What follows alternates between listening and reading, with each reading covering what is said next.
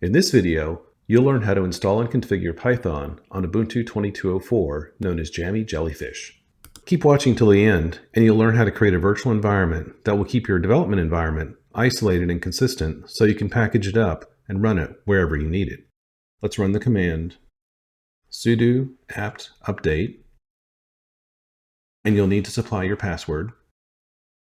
Next, we'll download and install the updates for each outdated package and dependency on our system by running the command sudo apt-y upgrade. Once the process completes and the updates are made, let's check the version of Python that's installed and running with the command python 3-V. In this case, I'm running version 3.10.6 on this machine. Your version may be different, but you should have the latest version available. Notice I typed in Python 3 and not Python. Let's see what happens when I type in just Python.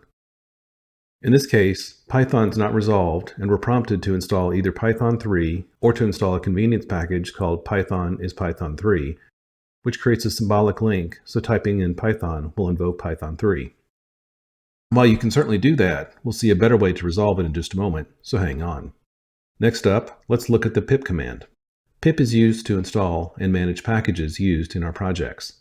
We want to be sure to use pip3 to match our version of Python, so let's enter the command sudo apt install -y python 3-pip. This will download and install everything necessary to run the pip command.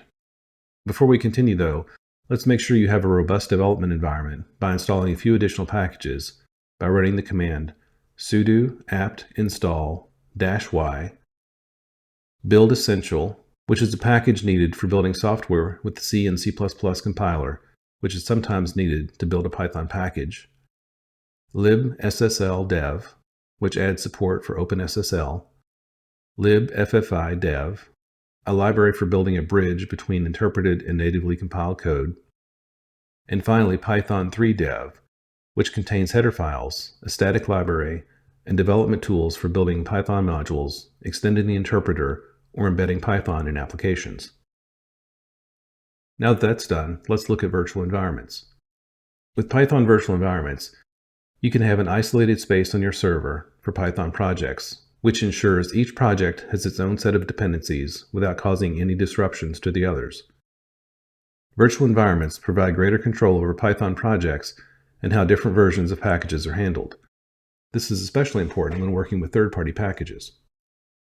There are no limits to the number of Python programming environments that you can create.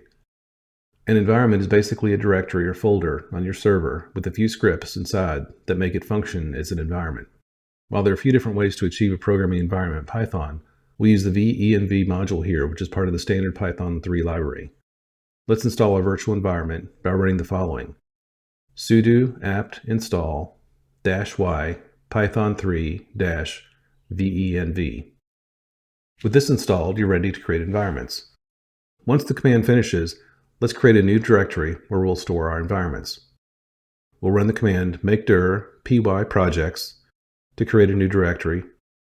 Let's move into that directory by running the command cd py-projects.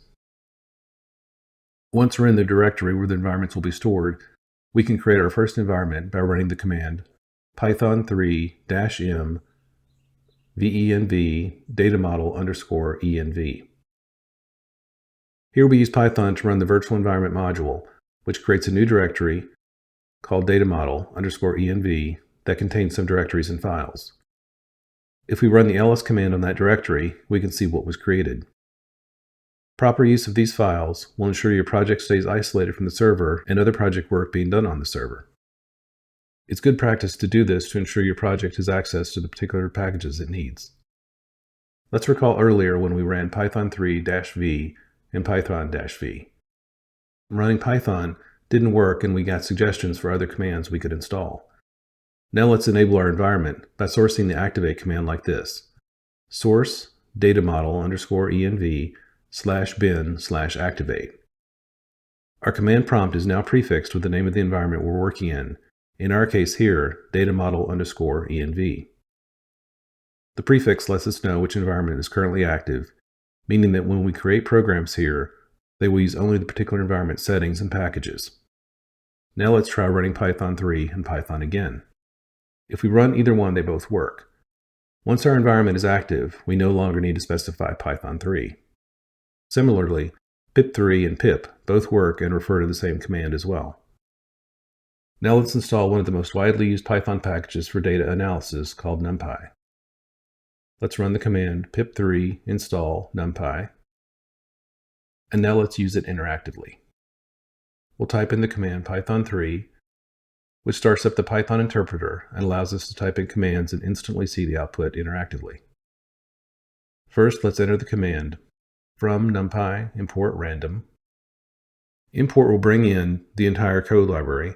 From import will import a specific member or members of the library. In our case, we'll import from numpy the functions associated with random. Next, we'll create and initialize a variable called x with the result of the call to random.randint. We'll pass in two parameters. First is an integer, which provides the range of the data. Second, we'll specify the shape of the data, which will be an array of 5 by 8 with the values of 0 to 1000 inclusive. And let's display the value of x by entering print x. And here we see the result, which is our array. Now let's exit interactive mode and create a short Python program.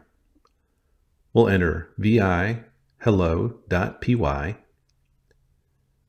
Once the editor is open, we'll type in the command print with hello world in quotes.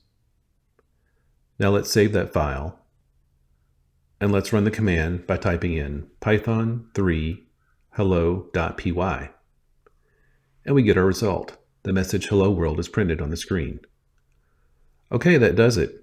If you found this video useful, please subscribe to get alerted when new content's available. Thanks for watching, and remember to always begin secure.